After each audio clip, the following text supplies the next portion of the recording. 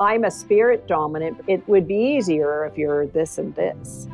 But I think that our society and our school system is too mind dominant. And that's why we're finding kids quitting school. We're not thinking about, have we created an environment for kids to create the life their spirit wants to live? And are we focusing on connection and belonging? Hi, everybody. Have I got a show for you today? Dr. Margot McKinnon's with us. You guys are going to love her. And I have so many questions for you. Dr. Margot, welcome.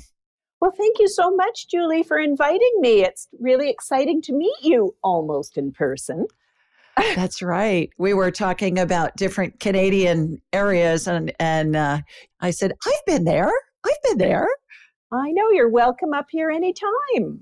Thank you. I will come in the summer. I don't do snow. Yeah, I don't do snow. And if you're coming to, because I'm in Calgary, Alberta, if anybody wants to look that up. And we have our big 10-day stampede, which is finished off last week. So if you're coming, come during the stampede. All right. Maybe we'll do that. Okay, everybody, let me tell you about Dr. Margot. Margot McKinnon, Ph.D. was a high school English teacher, author, and visionary. She's still an author and a visionary who helps teens and people of all ages create the life their spirit wanted to live.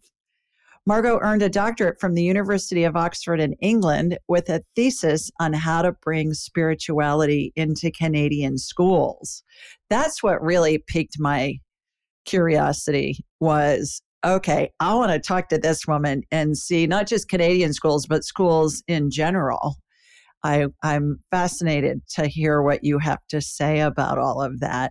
So let's just go ahead and dive in. As a small child, you were able to communicate and see spirits. Are there any experiences that stand out in your memory? Yes. And probably I would say, I always said that the first experience I really remembered that was transformational was when I was a little girl around 4 years old. And I had a little doll named Michael, and I had a little crib in our living room. And I used to go and put him to bed every night while my family was in the basement watching TV. So I'd pull his little blanket up. And then one night in the dark, I heard this voice and it said, "You are to be a teacher." And my little 4-year-old self said, okay. And then I became a high school English teacher. And I could have been a whole bunch of other things, Julie. I had many opportunities to go into business and to take my career in a different place, but I promised that voice that I would be a teacher. And so I was. When I heard you say that before I read it, somewhere I heard you say it, I thought, okay, every woman in my family has been a teacher, and some of the men on both sides. My grandmother, my mother, my nephews, my uncles. And so as I was growing up, I was like, I am not going to be a teacher. I'm not doing it. I want to make some money. Teachers are fabulous, but they don't make any money. And I want to make some money, and I'm not going there. Fought it. Well, so what have I done my whole career? In 9 companies, I teach people about things. I teach surgeons about my surgical device inventions. I teach people who come to work with me. I teach the world now about woo-woo. What am I doing? I'm a teacher. But in my mind, it was just teaching in a school setting, in a classroom. But I think it's so interesting that you were to be a teacher, and that's one aspect of teaching, but certainly your teaching skills are being used in a multitude of ways. I loved teaching, and I taught high school kids. I loved that teenager, and I loved working with particularly teenagers who were struggling with being human. Because, Julie, being human is a really complicated thing. And not everybody knows how to do it. And I really enjoyed working with kids who were struggling with being human, who didn't quite have a grasp, their feet on the ground, and vulnerable kids who came from homes that were kind of breaking their spirit. And I felt like their buffer, that my classroom was a sacred space. And every morning on my way to work, I used to say to that voice that told me to be a teacher, just bring me the students who want me to hear you, and bring them what you want them to know or be or feel. So my classroom, I felt, was a sacred space and a buffer for them against the outside world, which can be kind of harsh and abrasive. And especially for vulnerable kids or highly sensitive kids, I wanted my space to feel like they were at home. Well, looks like you did a magnificent job of it. I'm not sure all of them would say that, but the ones I could reach. There you go. There you go. You said that you knew you were a spirit trapped in a body as a little kid. How? How did you know that? Because I used to feel, I'm 5'10.5", just so you know. And I was always tall even as a child. But I used to lie on my bed and talk to the spirits because I had that voice, but I also had, rooms look like cocktail parties or something with people standing there, and they'd kind of turn around, but they were spirits, right? But they would turn around and look at me, and I had to teach myself, is that like I don't know, a flesh human, or is that a spirit human? And I had to teach myself. So I always had that awareness. And then when I'd lie down on my bed, which I need a nap to this day, and it's not really a nap, it's more of I just need a break from the world, because I'm lugging around this huge body all day long, and I need to lie down now and let it rest. But as a child, I'd lie down on my bed and go, how long do I have to do this for? And my lungs would feel so heavy breathing. And I knew that, and I also had this profound sense of like, how long do I have to stay here? Like, how long? And you weren't sick. There wasn't anything wrong with your lungs. You just felt heavy in your body as a spirit. Yes, I did. And I had that awareness that I was a spirit in this body, and that someday I'd be going home. But I was also very lucky. I consider myself very lucky because I had a family who, this was a normal way of being in our family. My grandmother used to see spirits. And so I would say, hey, Nana, I just saw this woman. Oh, did she have her blue dress on? Yes, with little flowers. Oh, she's here all the time, dear. And so we always had that. It was always like a normal part of our family culture, I guess I would call it. So my parents were very good about it, and my mom in particular, because she used to tuck me into bed at night, and she would do the big sweep of my room. Do they go behind your curtain? Do they go in your cupboard? Look under your bed. So that she'd do the big sweep to see if there were any spirits in there. But they turned up at night when everybody had gone to sleep was the problem. So that I was the only one who was allowed to get up and go and crawl in with them at night when I saw them. So they were very, very supportive. And research is really showing, Julie, that when you have a supportive family, it really helps with kind of buffering you, and also where you can make sense of these experiences. And children who come from families who say, oh, don't be silly, oh, you just want attention, or that's the devil talking, or that sort of thing, the child grows up not quite understanding reality, because these experiences are more real than you and I talking right now. And it gives them a very kind of anxious and sometimes unbalanced sense of reality. It's been my experience. I completely agree. It's been my experience that everybody has these abilities. They come in with them. And little children are told, oh, honey, that's just your imagination, or that's not real, or yeah, no, that's, that you don't need to pay any attention to that. So children learn to shut that down. And I've had so many moms in particular over the years, Margot, that have said to me, please write a children's book that will help me explain to my child what happens when they're seeing a deceased loved one and they can tell me information about my dead grandfather who's been gone for 20 years that they never met, and it's all accurate. Please write something that helps me describe to my child what they're seeing when they know about past lives. How do they know this information? And then also the other one is when somebody dies, what happens? And so that's what my Angel Messages series of 4 children's books are about is, oh, by the way, cats climb trees and they chase mice and stuff like that. And when your cat dies, you can still talk to its spirit. You can still see its spirit, even though maybe mommy and daddy can't. And so it fosters the communication to validate what they're seeing. Exactly what you're talking about. Because it's so important. And then those skill sets that they take into their adulthood are useful in pretty much every area of their lives. Well, the thing is, very often the messages are really comforting or quite directive in a good way. And so why shut that down? It's like near-death experiences, and I consider myself to have had 2. And when you go off into unconditional love and it's so beautiful, so magnificent that you don't want to come back here,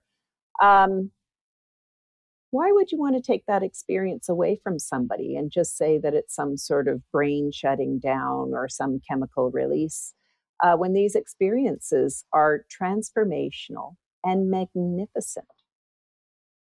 Well, because people are afraid. And we're taught to be linear thinkers. And if you can't prove it, it's not real. So I think we're conditioned in this day and age and have been probably for the past, couple hundred years, maybe 150, as people have become more well educated. That's all been shut down. And also governments and religions and cultures, you got to go through somebody else to get to God, to get to spirit. You can't do it yourself, when humans have been doing it since the beginning of time. Well, it was a survival mechanism. When I was young, like 25, I spent some time in in the Thai hill tribes, and we had an elder there, and he said, well, if our mother lives over on the other hilltop, we can't just go through the jungle to go get to our mother. We have to send our spirit ahead to look down the pathway to make sure it's safe before we'll actually take the physical journey. And that really struck with me. And he said also, there are 2 types of people in the world: those who have retained their spirit knowledge and those who have lost it. And he said, and this was when I was 25 years ago, but he said, but our technology is making that side of ourselves atrophy, because if you want to talk to your mom, you just call her on the phone, you text, you email. So it's so quick. And so we're losing that. But he said, really, to have that spiritual knowledge and ability, skill set, it's a survival mechanism. So we have to be sure that we're not diminishing that survival mechanism in our kids. That's a really good point. I haven't thought of it that way until you're just mentioning it. It makes me think of the Aboriginal culture in Australia. They've been able to communicate telepathically over vast distances, sometimes thousands of miles, and when they're on their walkabouts and things like that. But your point, Margot, about how technology is basically supplanting that is really, I think, profound. I think that you're really onto something with that. And at the same time, we all, I believe, as people understand there's more to the story than meets the eye. We just intuitively know, okay, there's more here. What is it? How do I access it? Is it real? Those kinds of things. I think that's where you and I come in to help people with that. And it often happens when we're in kind of despair. And when we're in a kind of a despair part of our life, which is a normal part of life. This is what I always taught my high school students. And when I'm working with people on stress and burnout, I mean, rather than the highs and lows of life, you can have the highs, plateaus, a little bit of low. So when you are in that despair, if you have the skill set and the tool set to say, okay, how do I dive in to the life my spirit wants to live? Because if I'm in a despair part of my life, I'm probably not doing that. So how do I turn that around quickly and go back up into where I feel either plateau or even higher joy? You say that you had teachers tell you that only the uneducated could communicate with spirits. How did that make you feel, and did it motivate you in any way? Well, that's a really good question. Yes, I was 16 years old. I can feel myself sitting in my desk right now. And I wasn't a big put my hand up kind of person in the classroom. I was kind of a quiet, I would say myself invisible, but my friends probably said, you are not. But anyway, I felt invisible. And so I was sitting there and we were being introduced a book.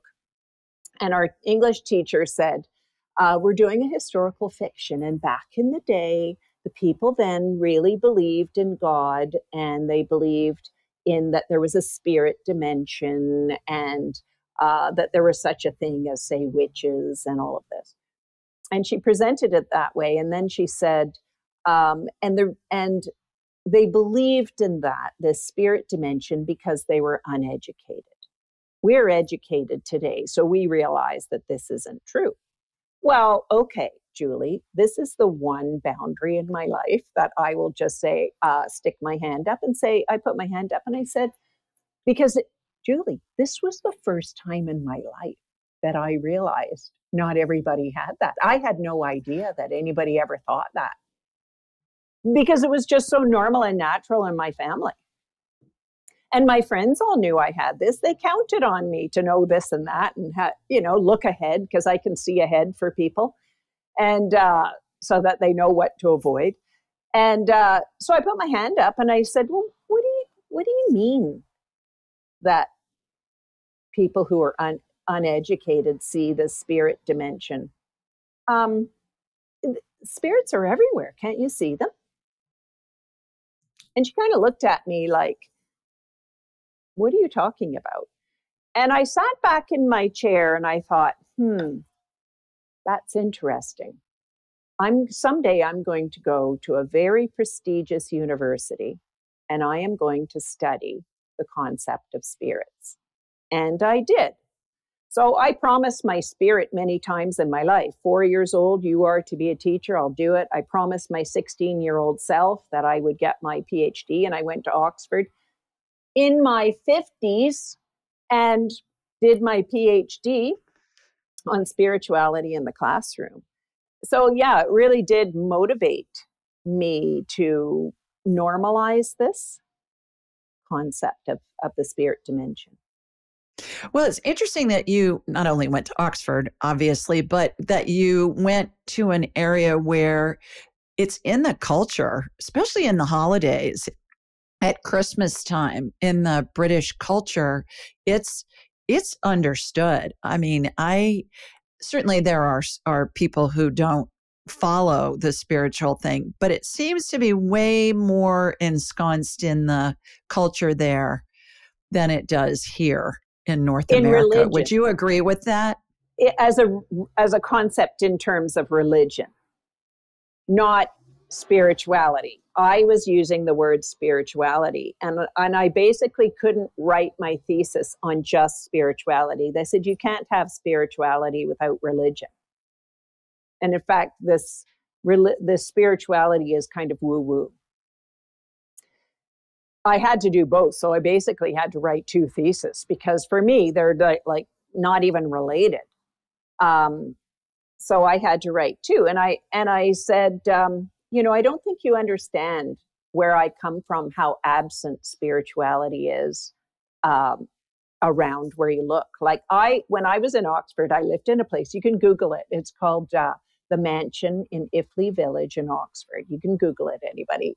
And outside my bedroom window was a medieval church with a medieval graveyard. And at first I thought, wow, I'm going to be nervous driving my little bike there through a graveyard, because we don't even have, like where I come from in Calgary, you don't see a graveyard. There are barely churches. Occasionally there's a church that rings its bells on Sunday, but in England, the bells ring every hour. So it's like a marker of time, a religious time. The bells ring, the bells ring on Sunday morning. So they don't notice how present it is. At first, I thought, well, I can't. My friend said, well, let's go for coffee here in a graveyard in the middle, right by our department. And I thought, do I have to hold my breath? Did you ever do that when you were a little kid and you said, if you had to go through a graveyard? And but by about year 2, I could sit there and have my coffee. It was just so foreign. I said, you don't understand how absent the concept of spirituality is, not just in our education, but in our everyday life. Mm-hmm. And they have over there, they have mandatory religious education from 0 right up to year 12. And so they have incorporated, they start with a religious umbrella, and then they move towards a much more individual spirituality approach, because they believe there as an education system that every person who calls themselves an educated person should be able to articulate their views on life and death. To be an educated, defying my high school English teacher. There you go. Oh, I love that. One of my favorite stories about Ireland is there was an American archaeologist who was over there, and he was walking down the street and he was just asking people, excuse me, ma'am, do you believe in fairies? Excuse me, do you believe in fairies? And his favorite answer was from a woman who said, no, sir, I do not, and they're everywhere. That was perfect. I thought that was a perfect answer. And to your point, it's in the culture. It's so embedded that they don't notice it's there. Right. But how would you like to be going to a job interview for me? So why did you want to become a teacher? Because a voice told me when I was 4 years old. You are to be a teacher? I had to convert that over. Oh, I always knew I wanted to be a teacher ever since I was 4 years old. Well, you got to play the role, right? Well, I do. And the thing is, when I do a lecture somewhere, because, I hope we get to this whole model at some point today. And when I give a lecture and somebody will be there and say to me, well, don't you worry about having this completely proven in science, which I have chapters on brain and all that, genetic studies and everything. But I just say to those people, oh, I'm not here to convince anybody of anything. I'm here to be a support to people who have this, like I have it. Yeah. Interesting. So what happened when you were a freshman in college? I had my first near-death experience. I call it a near-death, but apparently some people call it an out-of-body experience because I wasn't on an operating table. I wasn't hooked up to any machines that could say that it was an absolute death. But it was to me, and I was sick. So I was 18 years old and I got really sick. Like my fever was off the chart. And they couldn't send me home because I was too sick to travel home.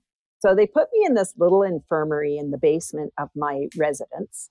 And they had this student nurse who was supposed to be checking in on me. And she said to me on a Friday night, oh, yeah, I've been just wanting to go out with this guy for so long. Like I had my eye on him and he finally asked me out, and he asked me out for tonight and I had to say no because I had to look after you. I'm like, I can barely talk right because I'm so sick and my throat is like swollen out to here.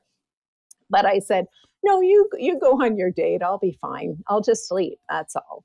And so she said, well, I'm phoning you at 9 o'clock because I had a phone by my bed. And I said, all right. She left. And then I guess I was sleeping, but my spirit came out. And you have to realize when you have spiritual experiences, practically every day you live in the spirit dimension, like your whole life, you don't really know what it's like to not have it. Like I have no idea what it would be like not to have this. So for me to have an experience in near death is just another one. And my spirit came out, and it was going out the window to the most glorious, like unconditional. I could fly. I was free. It was orange, and I was just like basking in it like this. And then I thought, oh, I better go and say goodbye to my roommate. And I was in the basement of the infirmary, but my spirit was up on the ceiling. And it started coming out on the ceiling out of the basement. And then I saw all these girls in ball gowns dressed to go out to a ball, I guess. And then I zoomed up and I went in my dormitory room, and my roommate wasn't there. And I said, too bad. Oh no, I missed a step. I was coming out and I saw those girls. And one girl looked at me on the ceiling. And I did a somersault and I said, you've just seen your first ghost. And then I went up and I burst through the door. My roommate wasn't there. Sue was her name. And we're still friends today. And so I said, gotta go. And I came back and I was flying out. And then I came back into my body and it was like, oh, okay. And then my nurse came running in and she said, I rang that phone like over 30 times over and over, and you didn't pick up. I thought you were dead. And I said, I think I was. Were the girls going somewhere tonight? And she said they were going to the military college ball. I said, I saw them. And she said, you can't even get out of bed. How could you have seen them? I was on the ceiling looking at them. So for me, it was a death. I wasn't hooked up to any machines to prove that my heart stopped or anything. So that was a really good experience for me to explore that experience. But I had a second one as well. You say that you can send your spirit places and other people can see you there. Tell us about that. I got intrigued with that because when I was in that Thai Hill tribe, right, when they said that you could send your spirit out and go and have a look.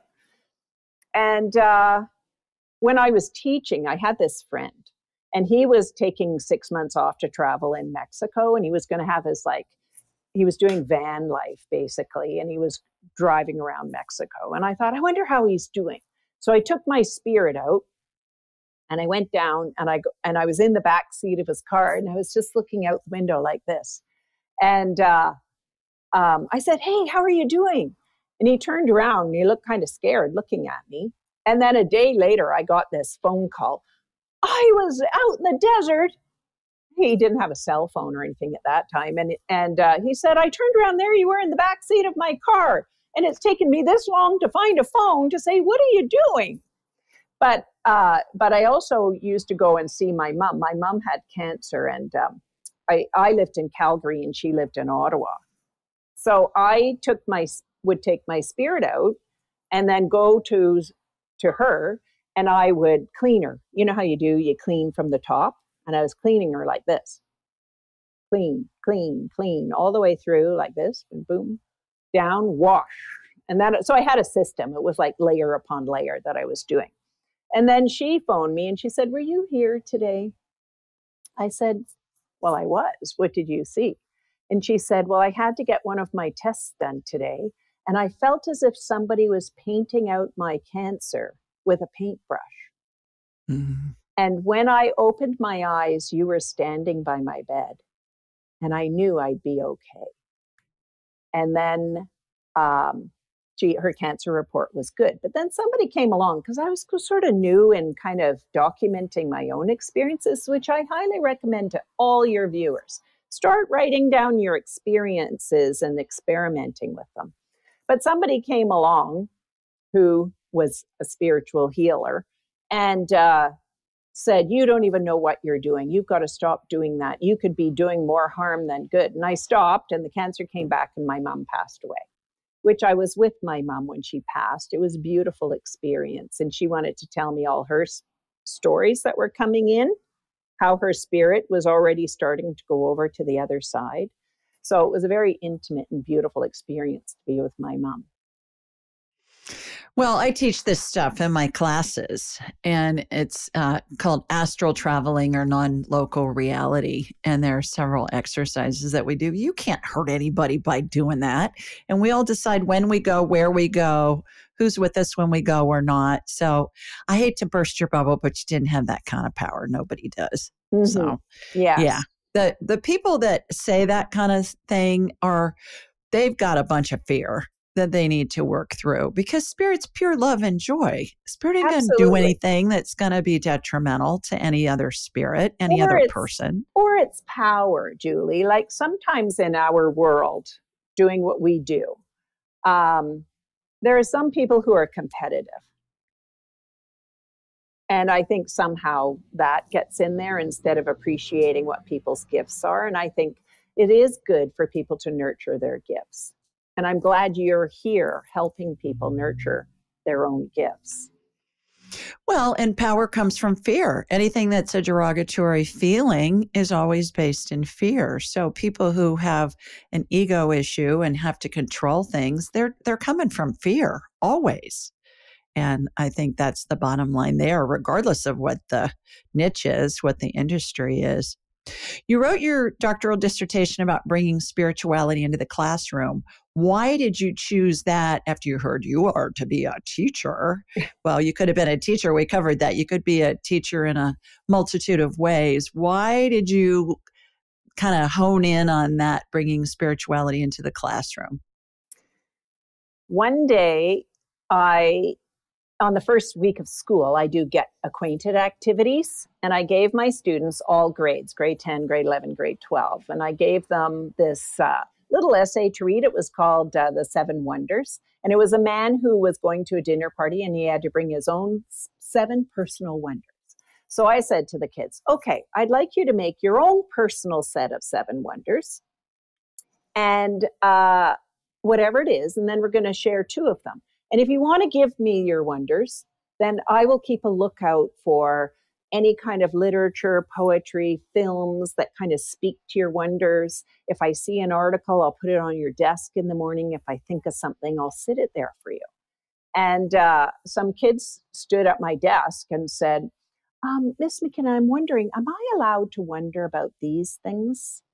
And I opened up their piece, and I have kind of a big voice. And they said, no, just whisper. Don't tell anybody what's on my list. And it was, is God real?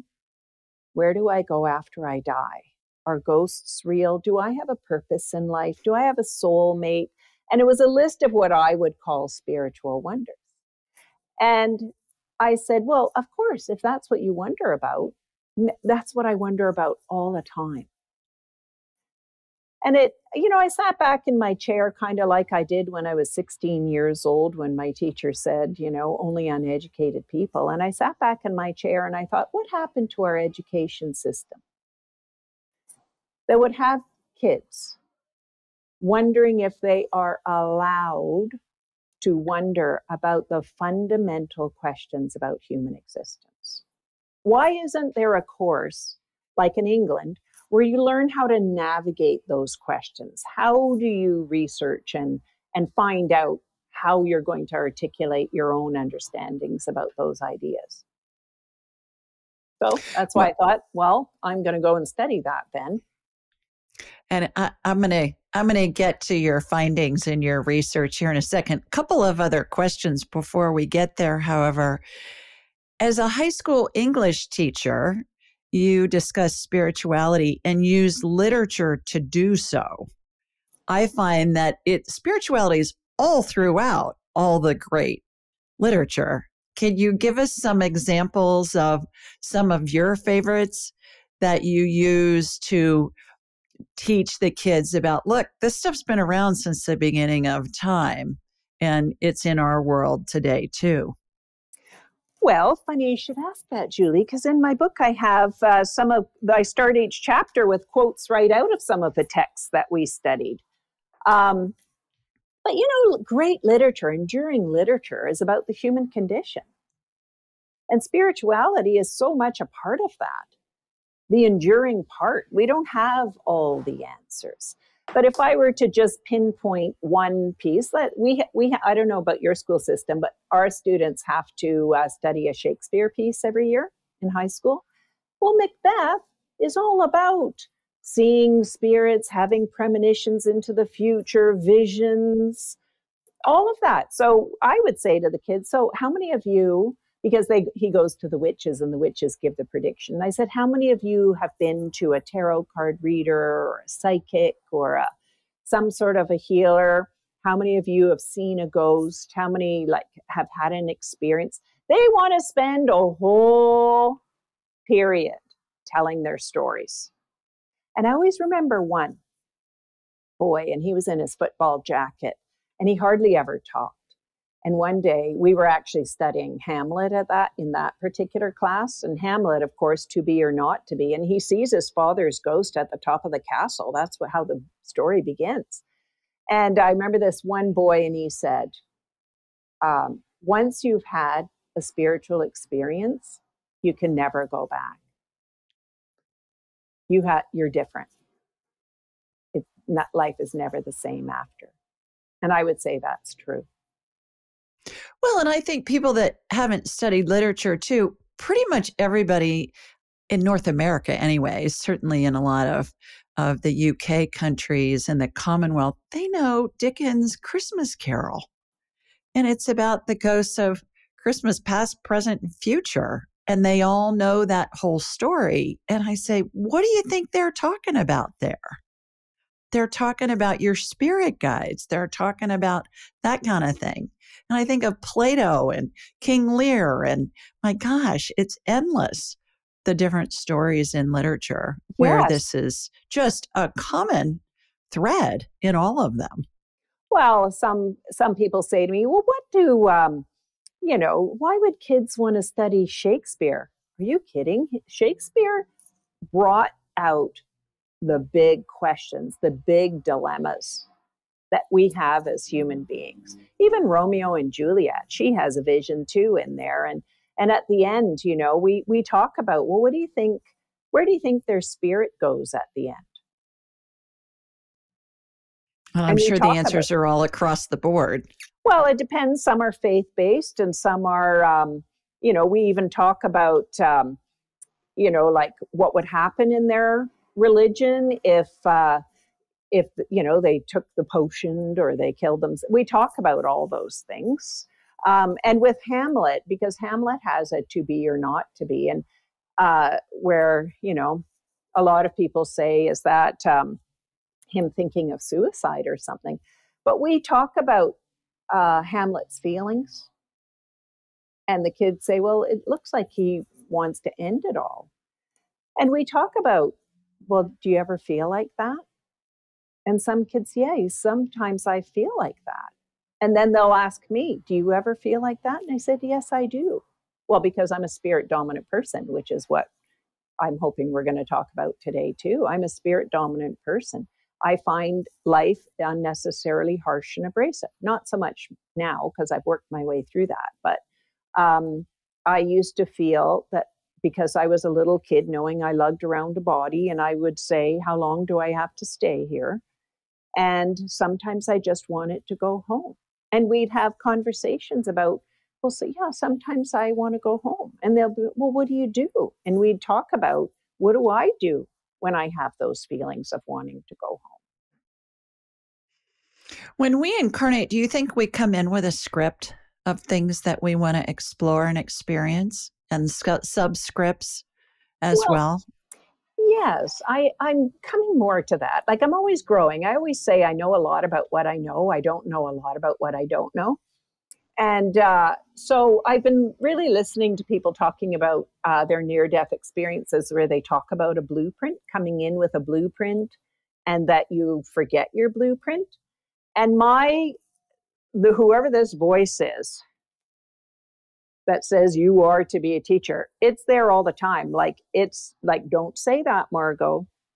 You know how you hear that voice that says, don't say it, and then you say it, and then you kick yourself. Why did I say that? But anyway, so I have that voice. It keeps me on my blueprint. It won't let me off I'm on it. And I think, yes, I came down here to do this. My goal is to make sure I do as much of it as I possibly can. I want to fill it up. It's the adventure of it all, isn't it? Yeah.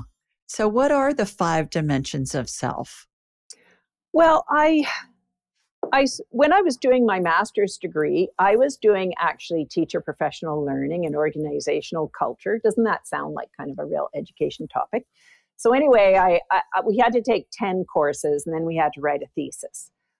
At the very last course, I said, I'm going to take a class that's just for myself. And it was called Philosophy of Mind. And our first homework assignment was how are the body, mind, spirit related?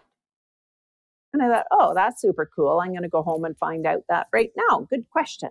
So I went home and I have a little system where I have to live in a very clean, uncluttered space that's really super shiny.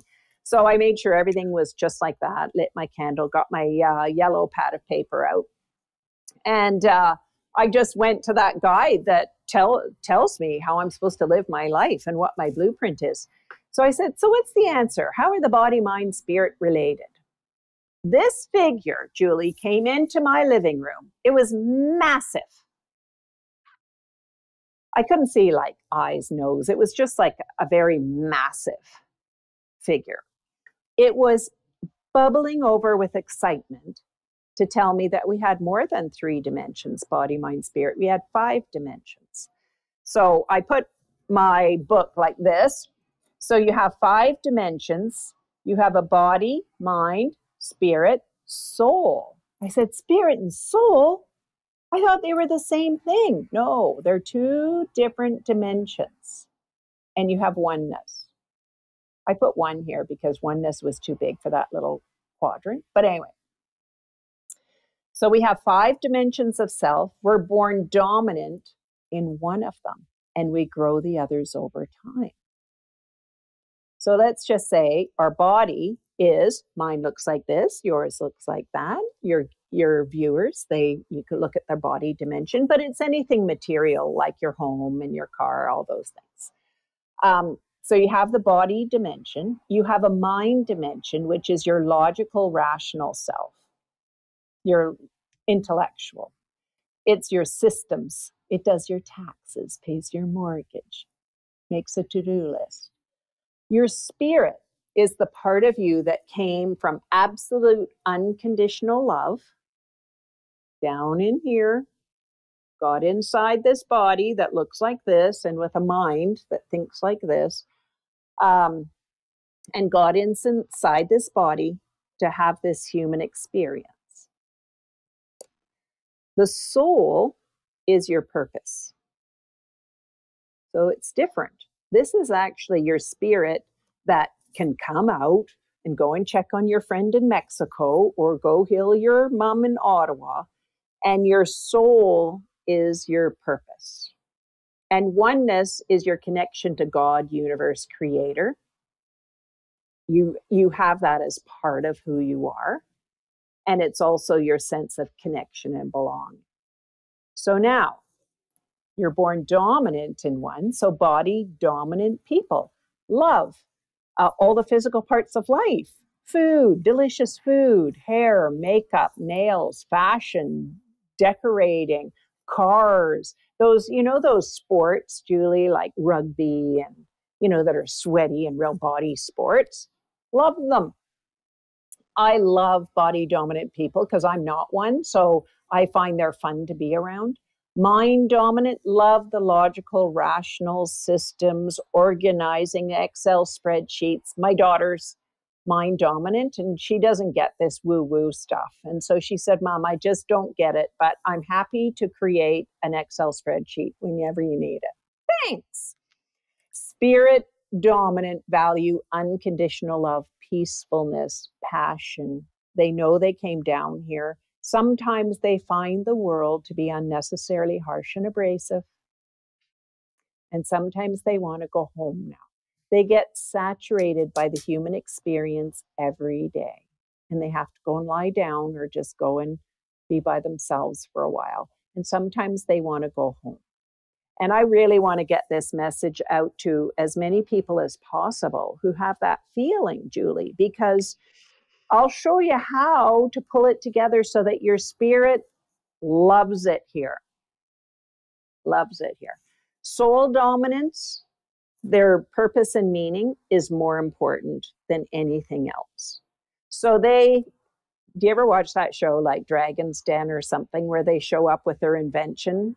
And they're quite often soul dominant people. They don't care if they've only sold one because they've helped one person.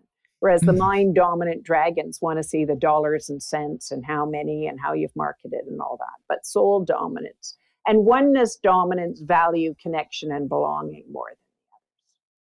So that's it in a nutshell. That's a different take on the soul definition than I've ever heard before, Margot. I always use the word spirit because I believe that's the everlasting part of us. I'll say, okay, I'm talking to the deceased mother's spirit who's in heaven and is in non-physical. And the soul term has always, to me, had a religious connotation to it. So that's a different explanation of what soul means. The other thing that I find interesting about soul is the airlines, when a plane goes down or they have an issue, they'll say, okay, there were 185 souls on board. What do you think's going on with that? I know I've noticed that too, because I love all the aircraft on Instagram and everything. And I hear them talking about that. And I find that also very interesting. But I'll tell you why this distinction between spirit and soul works is that when I had students who wanted to go home, because I could see it in their eyes, Julie, because their eyes went dead. And they would have their hoodie on and just kind of, you'd see them like becoming invisible before your eyes. So I would bring them in and I'd say, well, come and have lunch here today. And I'd say, so what's happening? And somehow with knowing them and being able to chat and being open and them trusting me, it would come out that they wanted to go home. And so we could go in here and say, okay, well, where are you low? Have you created the life your spirit wants to live? Well, that's my job. That's my number one job as a mother, as a teacher, as a friend, is to help people create the life their spirit wants to live.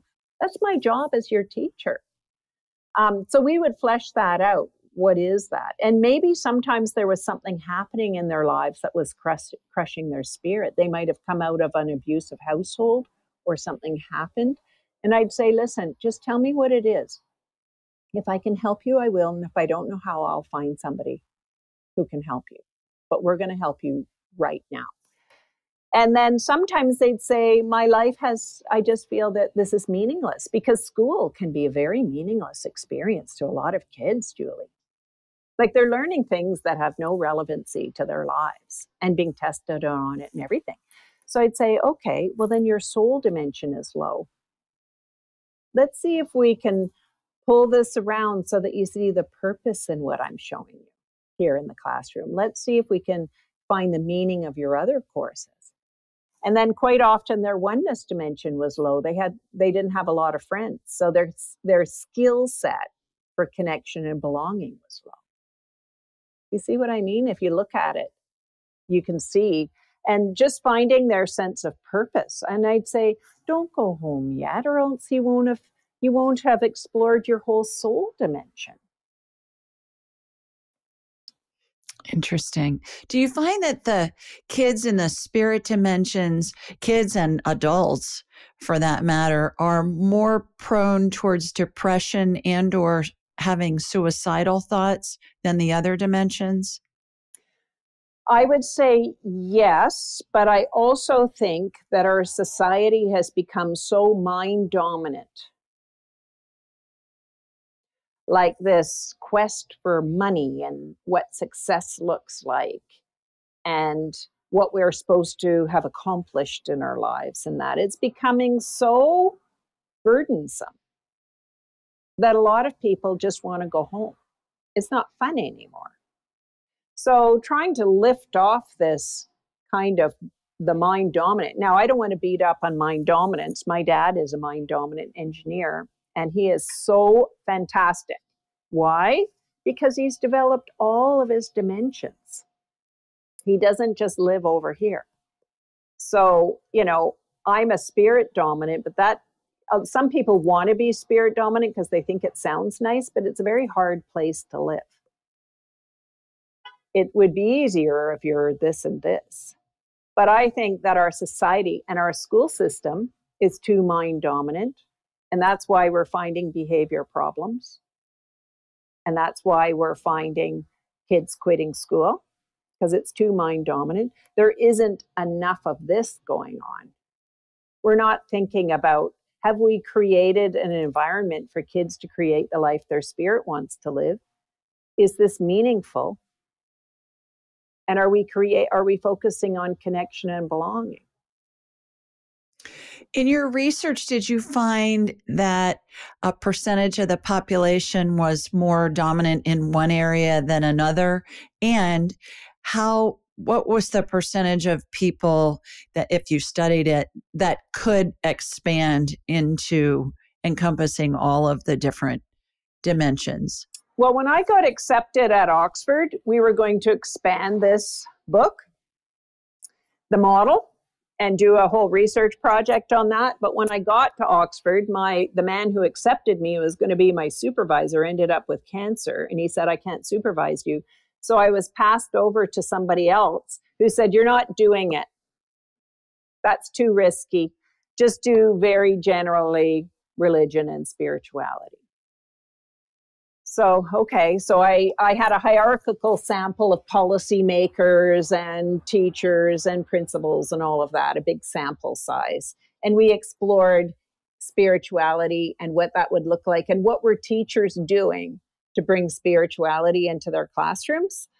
I would have loved. And in fact, my statistics department at Oxford, they said we could do like a Myers-Briggs kind of a instrument tool using this.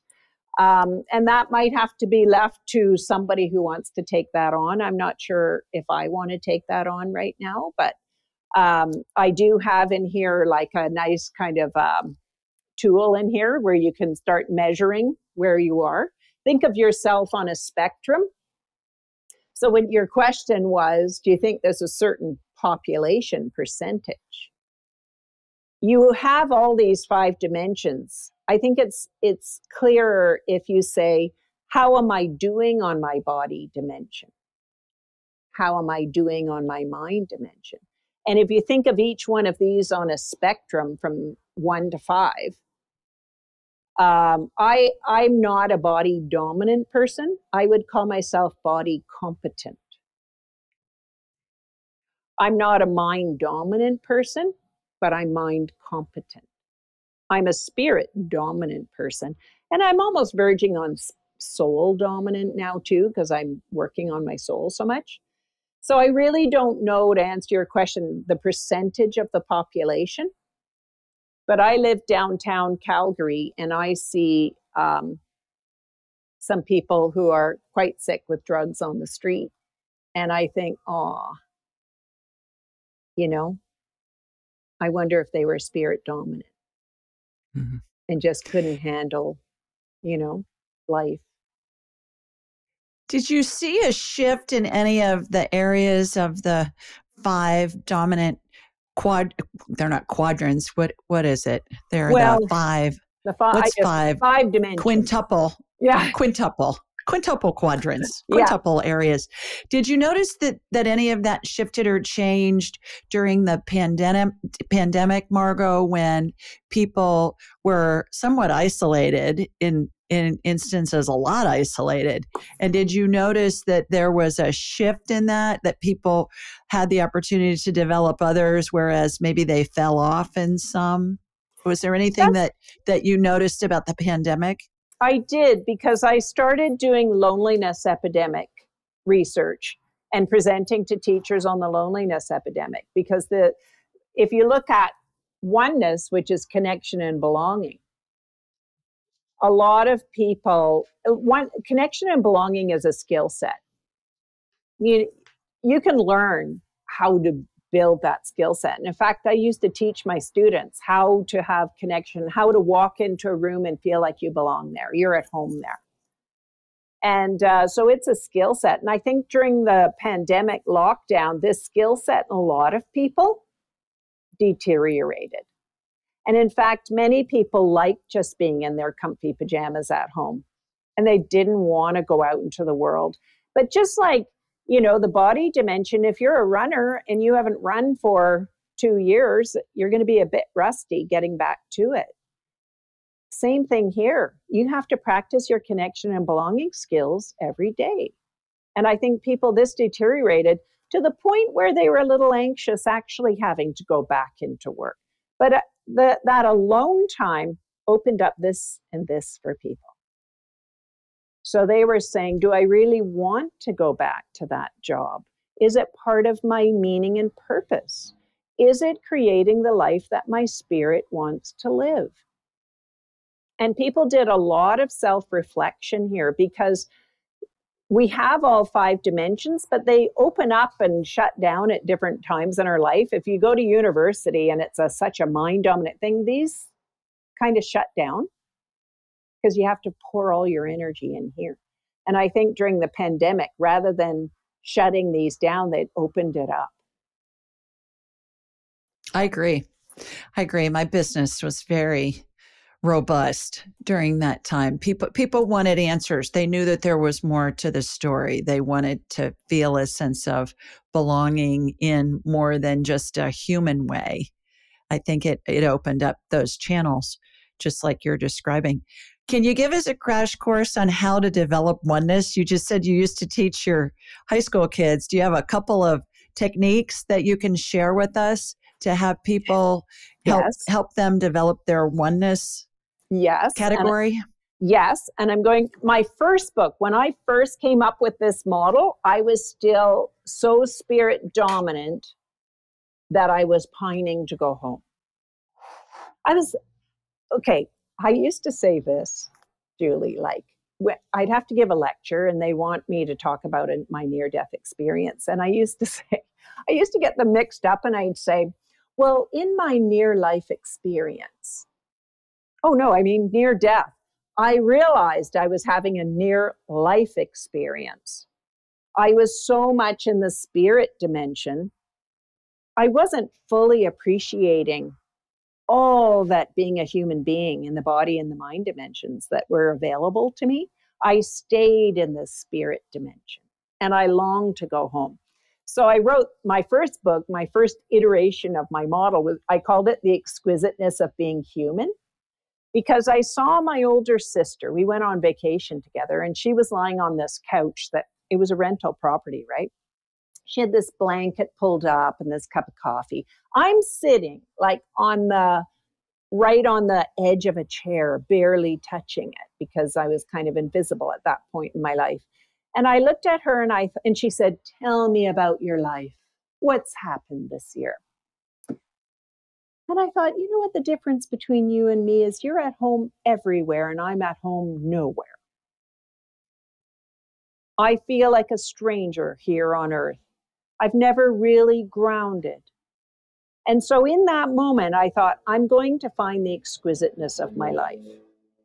And then I started bringing that into the classroom. Because I wanted to build connection and belonging, not just with other people, but my life as Margot McKinnon as a grounded body person who's here. So I started on that.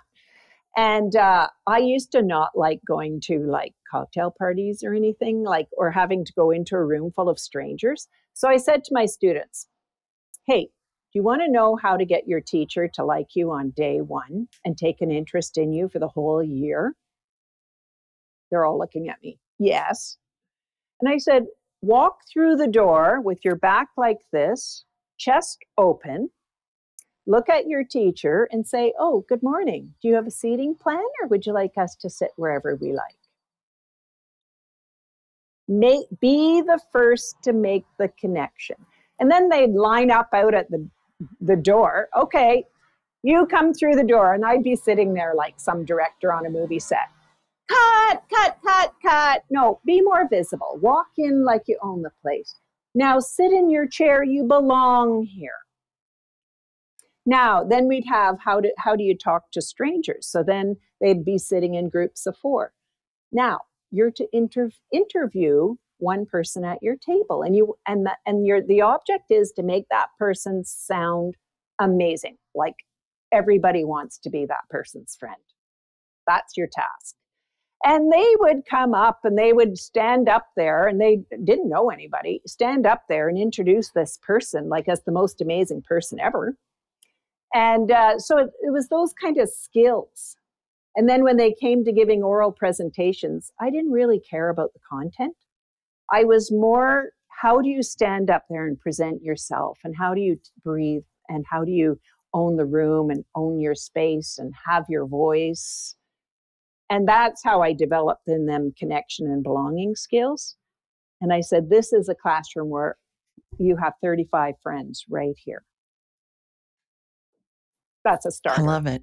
I love it. See, I was teaching your stuff to sorority girls. I was a sorority advisor for a dozen years at the University of Alabama, and I would teach 450 girls every year in the fall when the new ones came in, how to do presentations, how to use their skills, their social skills to help them not only in their college experience, but also as they grew and graduated and got married. And now I still get texts from a lot of them, or they'll put a note on social media and send me a DM and they'll say, Miss Julie, blah, blah, blah, blah. See, I was teaching your stuff. I didn't even know I was doing it. Well, I hadn't met you yet. Yeah. Well, I said to my students, most people are uncomfortable in that situation. They're going to walk into a room, and it's one of the biggest experience people don't like to do is to walk in, you don't know anybody. And I said, so how about we become really, really good at it? Because walking into a room full of strangers is something you're going to have to do over and over and over in your life. Be the best at it. Be really good. Feel at home. And make other people feel at home with you. Right. Well, I think the whole situation too with fear is, what is it? Number one is the fear of death, and number two is the fear of public speaking. Or maybe I think it's the other way around. Maybe it's the other way around. Speaking and then death. Oh my gosh, is that crazy? Yeah, they'd rather, yeah. Crazy. So if we can, and then we have so much social anxiety, and teachers are telling me that the social anxiety post-COVID is off the chart. Why? Because the kids have, this skill set was not developed during COVID, and they developed a fear. So teachers have to get back in there and reteach about connection and belonging.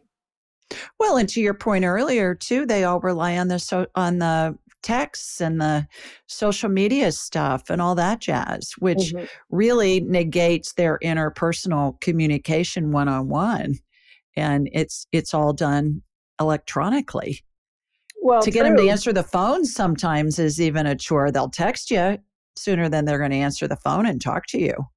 Oh, yeah. Well, my own kids, don't phone me, Mom. Just send me a text. Yeah, and get a reply 2 weeks later. There you go. How's that alphabet soup after your name, that Ph.D. from Oxford, no less? How's that help you with your mission and life's purpose? Well, I wanted to get my PhD because I told my 16-year-old self that I would.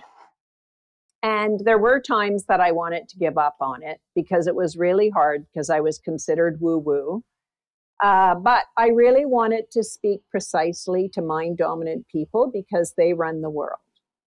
And in our area, it's important, I think, for us to be able to speak articulately and build trust that there really is a spirit dimension. So it's really helped me because I have the research all pulled together and I know what teachers are saying. So it's really helped me with that skill set. But I tend to be working on this more, and the teachers really like this model because it really helps them design a lesson plan. So I can look at them and I'll say, okay, how's your classroom looking? What are you trying to accomplish, and what are your goals here? Are you looking at the spirit of the children?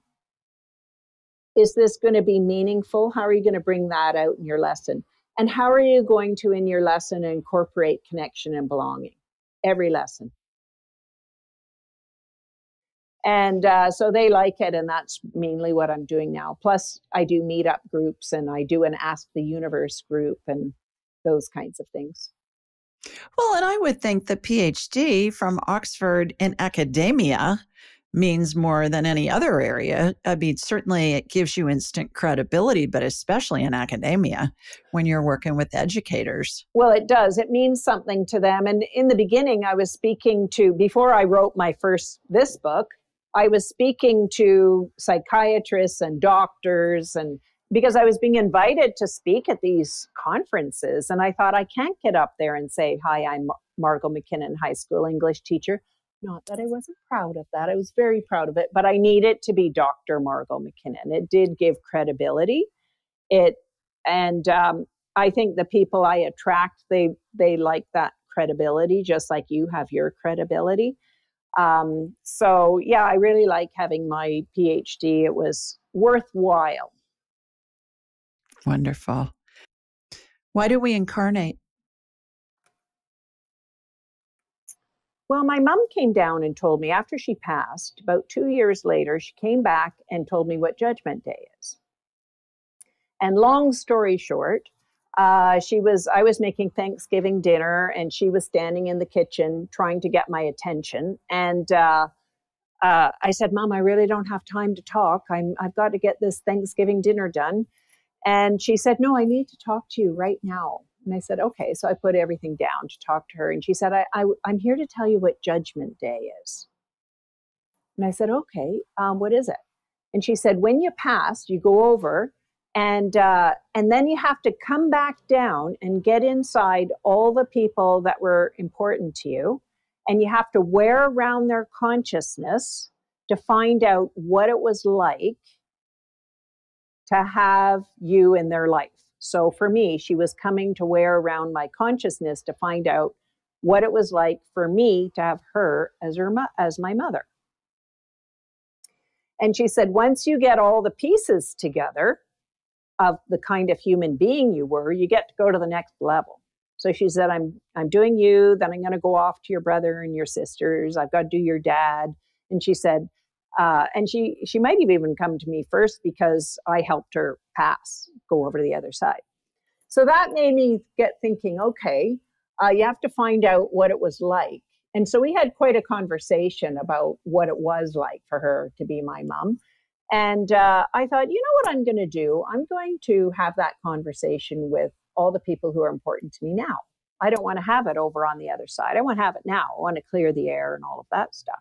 But then after that, I realized you find out, because she said, when you go over, it's not God judging you, you judge yourself. How did you do? And I thought, oh, isn't that really fascinating? So you judge yourself and then you come back down again for a do-over. I used to be really shy growing up because I was super sensitive. So when I do my Judgment Day this time around, I go back up. Margot, did you conquer your shyness? Why, yes, I did. What did you do to conquer your shyness? Well, I did these things. Did you, so I think we come back for do-overs to see if we can have a better experience of some of our flaws. That's why you keep getting them. You know how you hear that you keep getting the same thing until you get it? Whether you keep getting into toxic relationships until you learn how not to get into toxic relationships. So I think we're down to conquer some of what we bring down here, whether it's shyness or being in toxic relationships. And then to also maybe extend. Like I might be coming back down if I don't finish working on this. I might be coming back again to keep carrying on with this? So I think that's, if that makes a lot of sense to you, I don't know. Yeah, that's such a big question. I think we come back down here as a do-over and to extend, because I've had one of my past lives. She's speaking through me not right now, but in this lifetime, she wants me to extend her purpose. It's been my experience that we all come in to create and we all come in to experience and live joy. And it's also been my experience too, Margot, that I will see a semblance of a script that will repeat, to your point, through multiple lifetimes. And we look at it from a different perspective, different time, different place, different gender, same basic script. And the analogy that I use for past lives, you'll appreciate this, is Hamlet.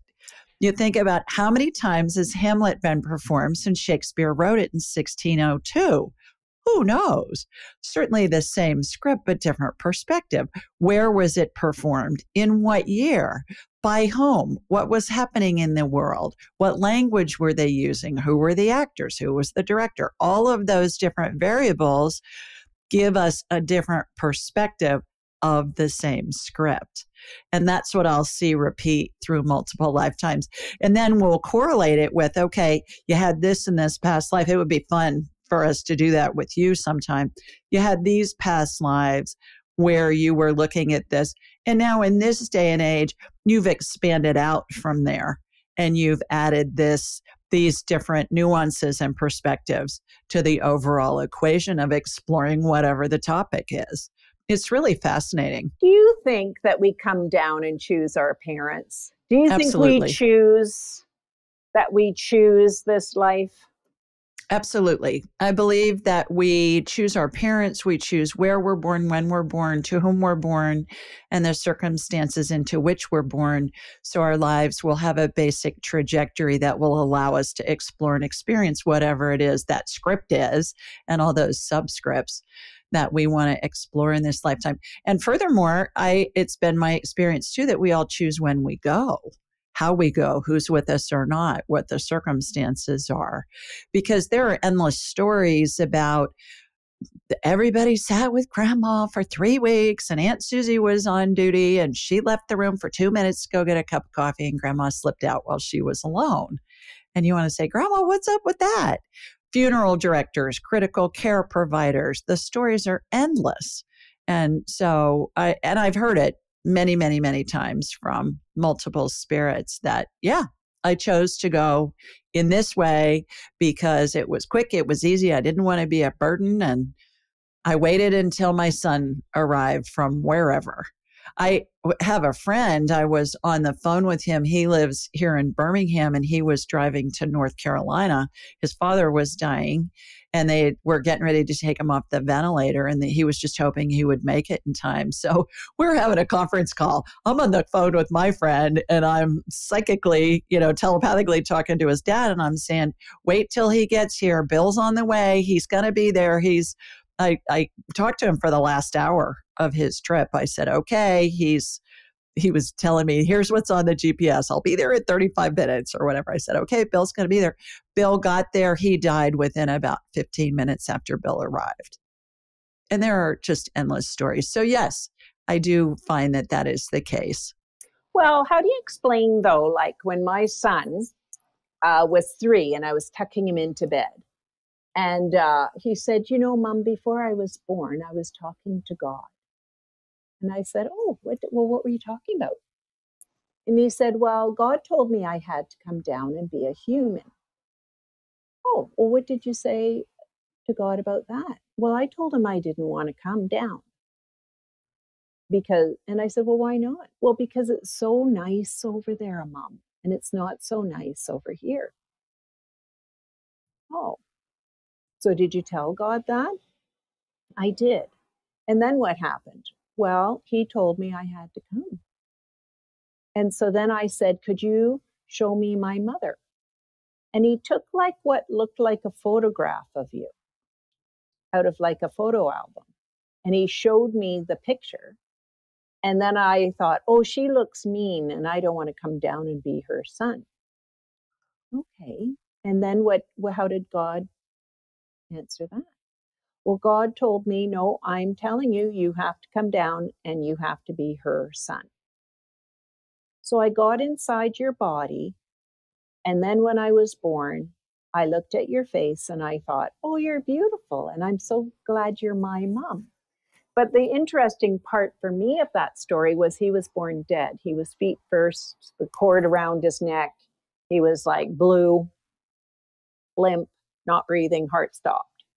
And so they took him out and they were doing CPR on him. So I think that conversation happened in that where he had a choice of whether he was going to come in or not come in.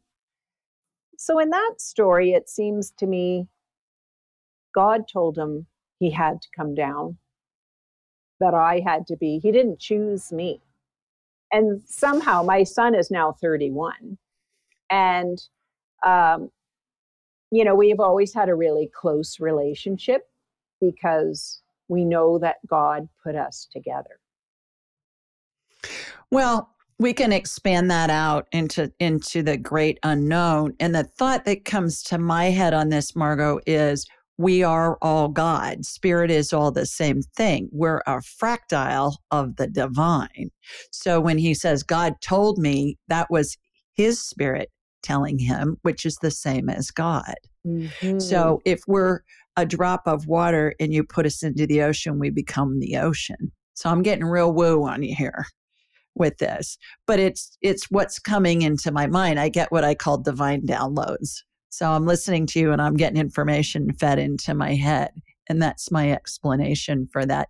A couple of other stories were coming in of people that I know, either clients or friends' kids and their kids. And one in particular, my girlfriend's daughter was in the pool with her son, and he was maybe 3 or 4. His name's Walter. Great name, Walter. And Walter said, Mommy, you're my favorite of all my mommies. And she said, well, honey, I'm your only mommy. And he said, no, Mom, you're my favorite of all my mommies. And she said, what are you talking about? And he said, well, babies are born and they choose their mommy and their daddy, and then they grow up and then they die and then they go back to heaven and then they choose their next mommy and daddy. And you're my favorite of all my mommies. And she's on the phone with her mom, who's my girlfriend, saying, call Julie and find out what she has to say about this. And the stories like that are just endless of little kids saying things like that. Another one of my favorites too, Margot, is a little girl. No, it was a little boy who's same age, 3 or 4. I find, and I have a 31-year-old son too, and I find that a lot of those conversations took place in the bathtub. When they're playing with their toys and stuff like that, that's when the kind of really important conversations can happen. And so this little boy said, Mom, I don't want to be away from you. I just really need to stay with you all the time. And she said, well, honey, you have to go to school. We have to learn. And that's what kids do. You'll go to school, but then I'll pick you up and I'll be here. And he said, Mom, I really don't want to be apart from you. And she said, well, why not? And he said, because Mom, if we get separated in our next life and it takes me a long time to find you, I just don't want to go through that. I just want to stay with you all the time. And I think those are 2 really good examples of little kids get this stuff. Before they're taught to shut it down, they understand. And the information that comes from them from a spiritual standpoint, among other things, is so profound in a lot of instances. And we think that they're with us so we can teach them. In essence, they're here to teach us. I find that every generation is more advanced than the previous one, both spiritually and intellectually. I don't know if you've been around any toddlers, but they know how to use an iPad and iPhone better than I do. And they can't even talk yet. And I'm thinking, how's that work? Well, it's like they're pre-programmed. They come in because our experiences expand the collective consciousness. So they come in, they take up what we've learned in our lifetime, and then they create from that, which I find is really interesting. Yeah, we also view children differently than in the past. Remember, children should be seen and not heard, that sort of thing. So we view children differently, which creates a more fertile environment for them to grow into who they really can be. Whereas in previous generations, they were kind of more tight, I think, sometimes. But, I was thinking about that story though with my son because I'm watching all these blueprint things and I'm quite fascinated by that. And a lot of people in their near-death experiences say that they went over and their life is shown to them like pictures or little video footage. And I thought, oh, that's interesting. I wonder if that picture he was shown was like a picture from his blueprint, like a photograph, Maybe. because one of my readers wrote to me to say, I read your book, and then soon after, like 6 months or something, she said, my 3-year-old said, oh, before I was born, God showed me a picture of you. So I thought, that's interesting. Well, it's been my experience too. And I do a lot of work with energy healing. And when I describe what I'm watching in my mind's eye, the healing occur, it comes in symbols. It comes in, it's like I'm watching a movie. And some of the descriptions are really hilarious. Like I might tell you your elbow looks like a bowl of whipped cream or something crazy like that. But what I found over the years is that if we talk in symbols, and that's how spirit communicates, it bypasses the conscious mind, goes right into the subconscious, and it helps integrate the healing, helps integrate the concepts. Because by bypassing the conscious mind, we're foregoing, oh, this is nonsense. This is my imagination. This can't be real. This whatever. Mm-hmm. And we go right in. And it helps integrate the healing or whatever the concept is that we're exploring. To your graph, your chart with the 5 areas, you're using symbolism. You're using something that's a visual tool to help go past that conscious mind, at least to open the conversation and go into the subconscious, which will elicit a response of, ooh, this looks interesting. I want to know more about this, even if their conscious mind is going, oh, that's a bunch of hooey. I don't buy that. But there's something that's piquing their interest with that. Well, when I wrote this one, because this is my first iteration, I actually wrote it exactly how that very large spirit spoke. And it actually said, we have oneness, we have soul, we have spirit, we have mind, we have body. And so I wrote this book with oneness coming first. At the time, I didn't know much about oneness because my sense of oneness was low. At the time, I had a great connection with the universe, spiritual dimension, but not with people or living here or anything. So I didn't really kind of understand it at the time. So I focused more on like soul and downward. But in my second iteration, I put body first because my editor said, Margot, most of the world operates from a mind-dominant perspective. So put body first because they'll understand, yes, I have a body. Yes, I have a rational system side of me. Yes, I have a spirit. Because if I say some people's spirits are in a job that's crushing their spirit, right? Okay, yeah, I have a spirit. I have a soul purpose. Yes, I get that. And I have a oneness, which is connection. You can move them. If you start with the body, you can move them through. I felt like I was being dishonest to the voice, but my editor said, no, Margot, you need to get it in a way that people can understand it. If you start with oneness, you're going to lose people right away. So in here, I still had to go in and say, just remember though, oneness comes first. Connection and belonging comes first. As far as if we put connection and belonging first in everything we did, how would our world be different today? Very different. Yeah, because that's a universal want, right? A universal desire of every human. And I think it would be very different. And at the same time, we create out of the contrast. When we know what we don't want, it helps us create what we do want.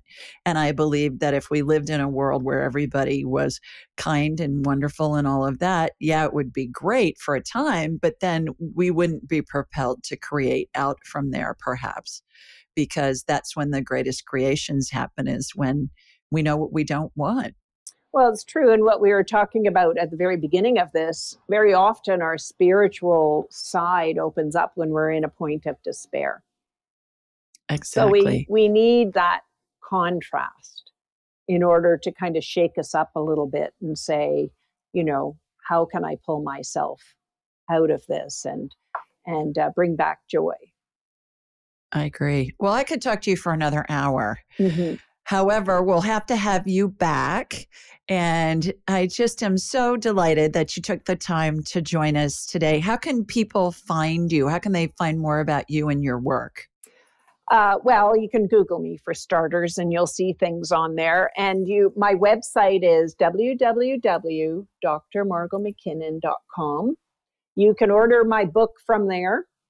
If you're interested in that. I have some webinars coming up in September, and I'm starting a new meetup group, but I have 2 on the go right now.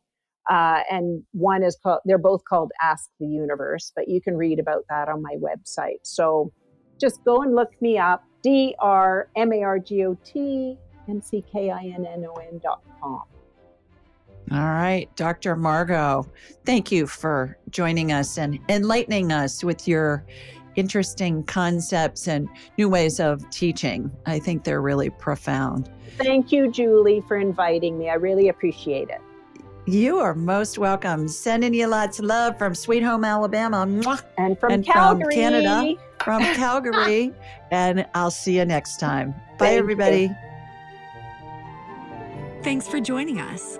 Be sure to follow Julie on Instagram and YouTube at Ask Julie Ryan, and like her on Facebook at Ask Julie Ryan.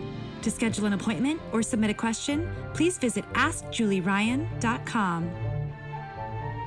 This show is for informational purposes only. It is not intended to be medical, psychological, financial, or legal advice. Please contact a licensed professional. The Ask Julie Ryan Show, Julie Ryan and all parties involved in producing, recording, and distributing it assume no responsibility for listeners' actions based on any information heard on this or any Ask Julie Ryan shows or podcasts.